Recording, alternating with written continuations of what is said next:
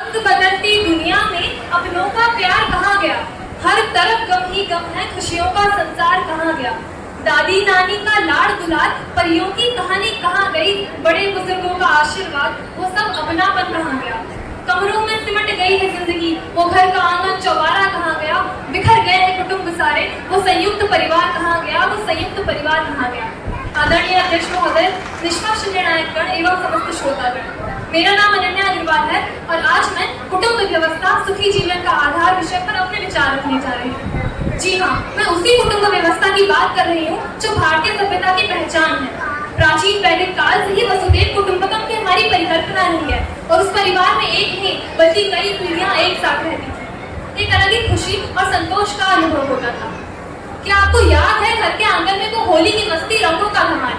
क्या आपको याद है दिवाली की रातें, पटाखों की धूमधाम और दियों की कतार से जगमगाता घर? मिट्टी से लिपा घर का आंगन और आंगन में बड़ी सी रंगोली, पास में वो बड़ा सा बूढ़ा पेड़ और पेड़ पर लटकता वो झूला, बच्चों की हंसी और दादी के किस्से बयां करती दीवारें और मंदिर से आती घंटी की टंटन, चश्मे के ऊपर से दादाजी का अखबार ढूंढना, दोपहर की गपशप और शाम को पूरे परिवार का एक साथ साझा चूल्हे पे खाना खाना।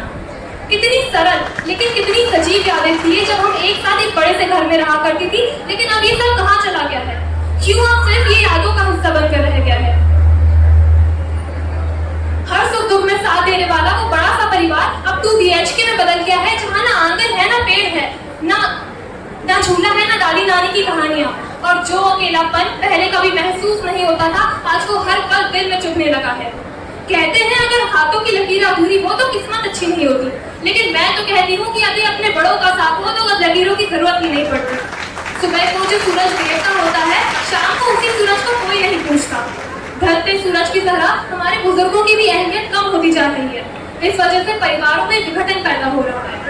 एक पेड़ चाहे कितना भी बड़ा हो, कितना भी विशाल हो, अगर उसकी जड़ें काट दी जाए तो वो सूखना ही शुरू कर देता है। ठीक उसी तरह जब हम अपने परिवार से दूर होते हैं तो अपनी जड़ों से कट जाते हैं। हमारी संस्कृति हमें सिखाती है कि परिवार ही हमारी सबसे बड़ी ताकत है और जब तक हम परिवार के साथ हैं तो किसी भी मुश्किल का आसानी से सामना कर सकते हैं। परिवार वो छाता है जो संकट के बादलों, गम के तूफानों और विपत्तियों की आंधियों से हमारी रक्षा करता है। यही नहीं, दुखों की धूप से बचाकर प्रेम सहयोग की शीतल छांव प्रदान करता है।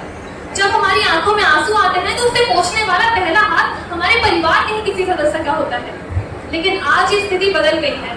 हर कोई अपने जीवन में इतना व्यस्त हो गया है कि परिवार का साथ और अपनापन कहीं पीछे छूट गया है। हम शायद आधुनिकता और विकास की दौड़ में ये भूल गए हैं कि असली खुशी अकेले सफलता पाने में नहीं, बल्कि साथ रहने और साथ बढ़ने में है। और परिवार जब तक हमारे साथ होता है तो हर मुश्किल छोटी लगने लगता है।